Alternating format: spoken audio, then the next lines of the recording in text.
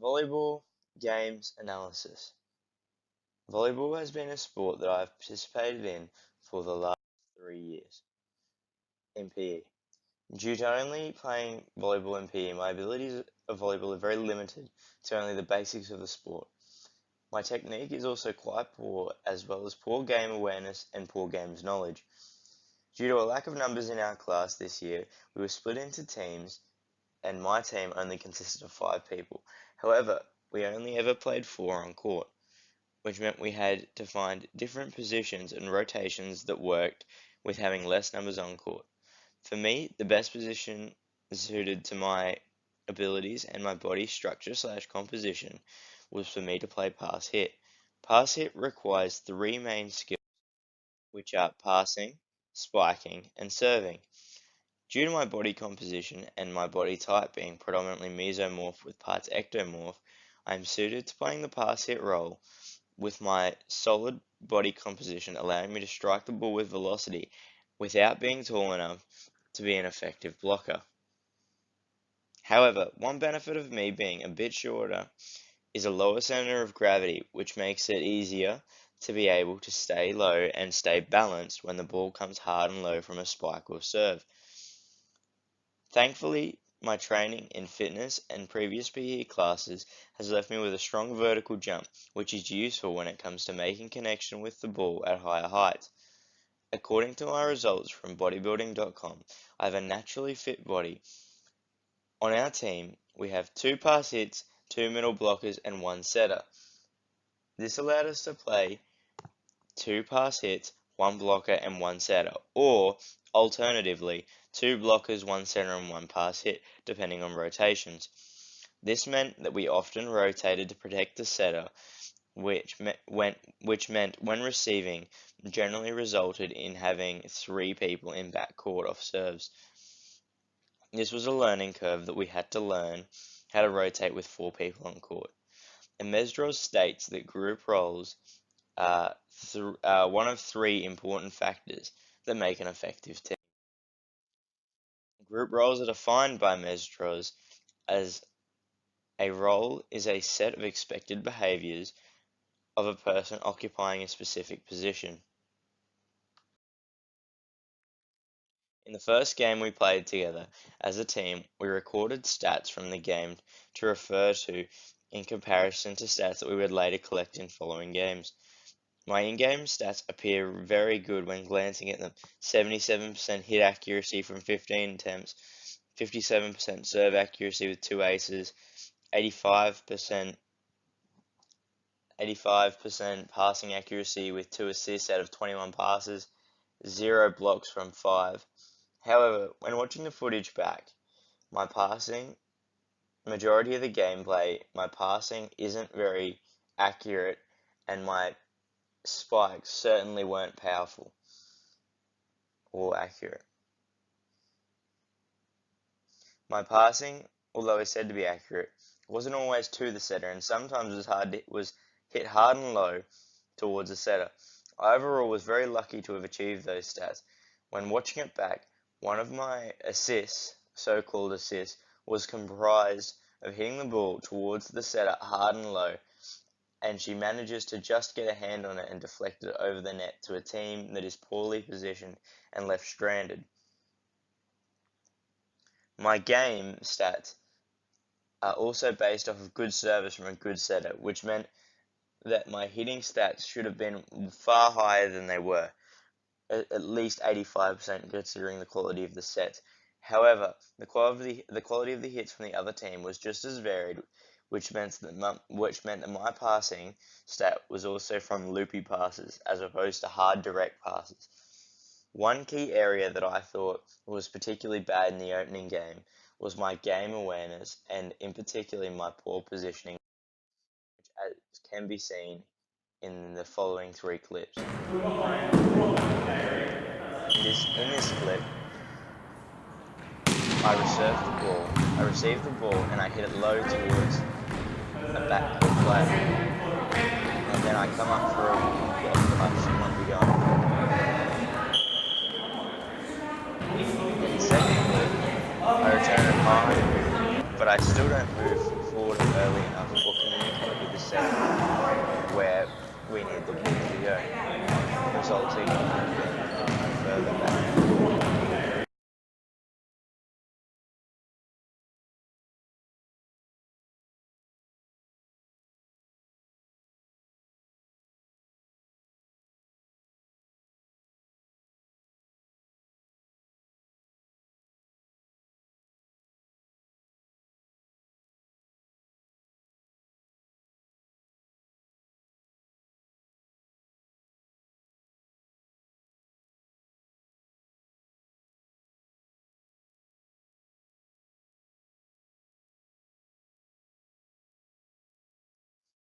This is an example of my slow game awareness. As you can see, it is a good pass to the setter, but I'm not moving towards the ball, and I'm not in the position that I should be to hit it. This is due to me not being able to read the game and communicate with my team very well. This is seen by the fact that I'm always moving slowly around the court, and often playing reactive as to proactive, as can be seen by this clip here, because instead of occupying space in behind the attack line after receiving the ball, I just stand at the back of the court and wait for somebody else to deal with it. For training, I found an effective method to include other members of my team in my drills to similar levels of participation as I did, because I believed it worked on all of us working together.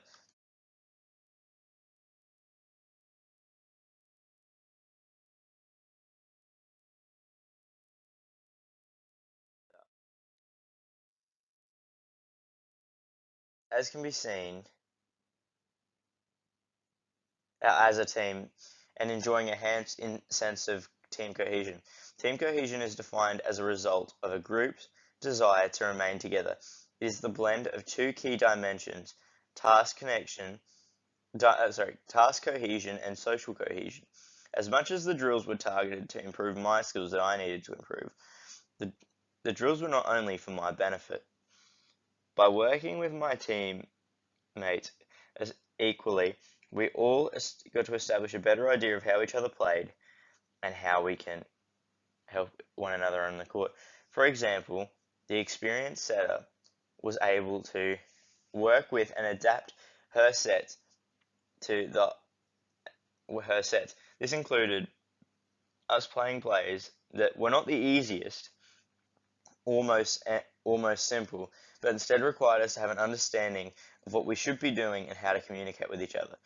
Working together and training together became an integral part of our group norms, which was also stated as an integral part of being an effective team by Mesdros.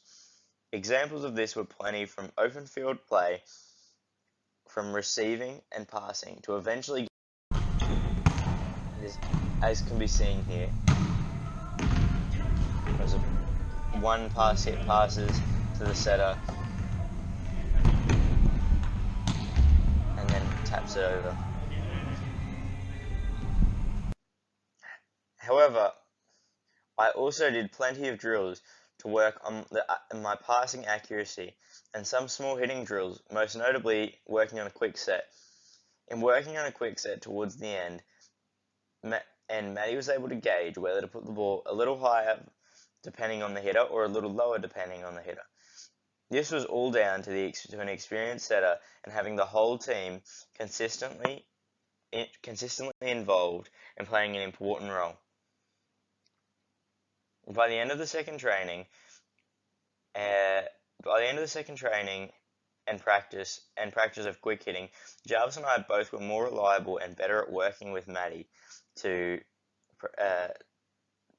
make an effective spike. As can be seen here,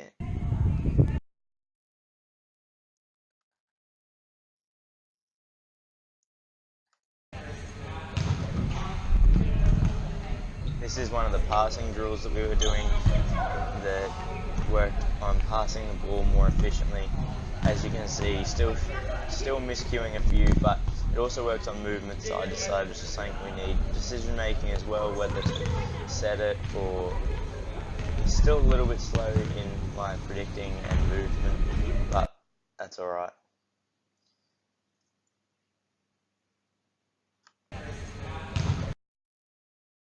And then the progression of that was, as we can see here, it's getting thrown a little bit harder at us now. We're having to work a little bit more, a little bit lower, and this was after doing it after a while, and we're starting to get the hang of it, which was good, and we started to play well and play better as a team. My skills definitely improved, as can be seen in many cases, as I was as capable of playing in better situations. This can be seen by a one-handed pass in one of the games where I turned a very difficult situation into a hitting opportunity. However, being placed into two different teams that fill up a 9-person class, I experienced a lack of team cohesion and a psychological barrier towards volleyball. Unfortunately, these things were not compared, were, could not be accompanied, which meant although the actual skill of the play raised, the stats didn't actually receive the same level of involvement. As can be seen, my game stats aren't particularly any better in the final game. My overall ability has improved far better with the technique, my accuracy of my passes, and the power of my spikes. As can be seen by these clips, where my passes were hit higher towards the setter, allowing more time for the setter to make a choice and effectively set the ball into a dangerous area, or for the pass hit or middle blockers. I also often went to the attack line and was ready to approach the set instead of waiting underneath it, resulting in a poor hit. As you can see, as I was talking about before, this is a pass here. This is movement. This is something that I wasn't doing in the first game. Moving towards the ball, being a little bit more proactive and reading the flight of the ball as opposed to waiting for that. If it did hit the top of the net and rolled over, I would have been there to try and get it up to Maddie, so set in for Jarvis or Jeffrey. This is a high pass and spike. That's a set. That was nice and high for Maddie. I moved towards the end. Made sure I just lobbed it over the blocker. And as you can see here, I'm just waiting for that ball to come back over for it. And finally, on the last one, this is an error, but it shows the progression. As the error is high, I've hit the ball high instead of low and hard. It meant that my teammates had more time to deal with the ball.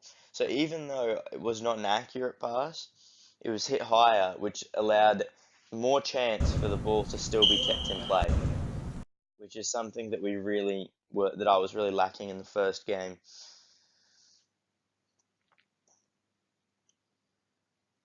However, the team cohesion and the effectiveness of the game that we played was far better, and as a team, we were effective and smooth as we worked together, and always looked to complete 3 passes that would get us into the best position to score points with a spike. My stats, as can be seen now on screen, were 8 out of 11 passes with 72% passing accuracy, 4 out of 5 hits with 80% spiking/hitting, 0 from 2 blocking, and 100% serving with 2 from 2. With 0 assists and 0 aces. Although my stats have gotten worse, my overall play was better and far more fluent working with a team. To conclude, I have gotten better at volleyball and my skills have improved, but I am still not a good enough volleyball player to be consistently good in a team that is functioning at a high level.